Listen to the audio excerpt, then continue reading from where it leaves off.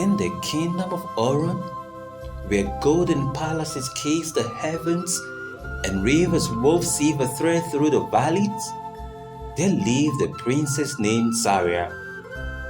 She was the sun's own daughter, her beauty radiant, her voice soft as morning mist. Yet within a silken cage of joys and duty, her heart thrashed like a bird against the bars of fate. Beyond the palace, where the hills rolled like whispered dreams, there lived a shepherd boy named Malik. He was but a speck in the eyes of kings, a boy of dust and wind, yet the earth knew his name. When he played his flute, the sky itself leaned in to listen, and the sheep, as if enchanted, stayed beneath his song. One evening, Zara stood on a marble balcony, drowning in the quiet weight of royalty. Then, through the hush of twilight, she heard it, a melody, wide and unchained, floating on the wind like a prayer. It called to her, whispered through her bones, beckoning her beyond the palace gates. That night, wrapped in the silk of darkness, she stole away, slipping past the golden guards, her breath quick, her heart reckless. The scent of earth and white flowers filled her senses as she ran through the meadows, drawn to the sun like a moth to flame. Beneath an ancient baobab tree, she found him, his silhouette painted silver by the moon. His flute lay in his lap, his eyes dark pools of quiet wonder as he beheld her. "Who are you?" she asked, breathless. Malik rose, his movement fluid as the rivers flow. "I am but a shepherd, my princess." She smiled, a secret blooming in her chest. "And I am but a girl who loves music. Play for me?" From that night on, Zaria became a ghost between two worlds, the world of silk and duty, and the world of Malik's music, where time was a forgotten thing. They met in the embrace of night, where no watchful eyes could stay their moments. Beneath the whispering sky, they spoke not of kingdoms or titles, but of dreams and stardust, of love unshackled by chains of birthright. One night, the heavens swept, the rain fell soft and sudden, and they ran, laughing, to the shelter of a hidden cave. There, in the hush of the storm, Malik reached for her hair, dark and damp, curling at her cheeks. "You are a spirit of the rain," he murmured, his fingers tracing her face. "And you," she whispered, "are the melody of the wind." Another evening, he placed his flute in her hands, his fingers guiding hers over the smooth wood. Her first notes were clumsy, wide, breaking into laughter between breaths. But then, a single, perfect sound, clear as a bird's first song at dawn.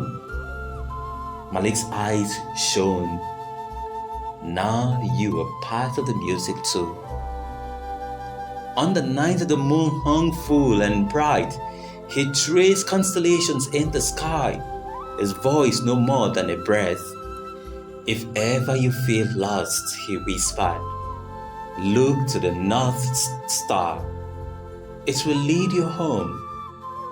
He turned to her, his voice softer now.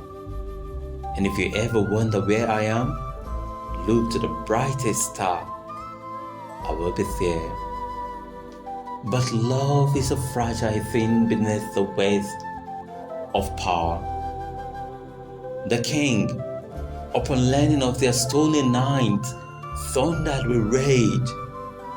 Our princess does not lower herself to the commoner. You were born to command thrones, not to run barefoot in the fields. Zaria was locked away, a freedom stripped, a heart a caged bird once more. The young lords of Orun, envious of Malik, conspired in the shadows. They turned whispers into weapons, painted him in a villain in the eyes of the court, until even the wind carried his name in suspicion. But still he waited.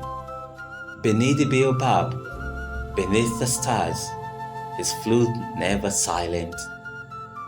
And she came to him. No words, no guards, no kingdom could keep her away.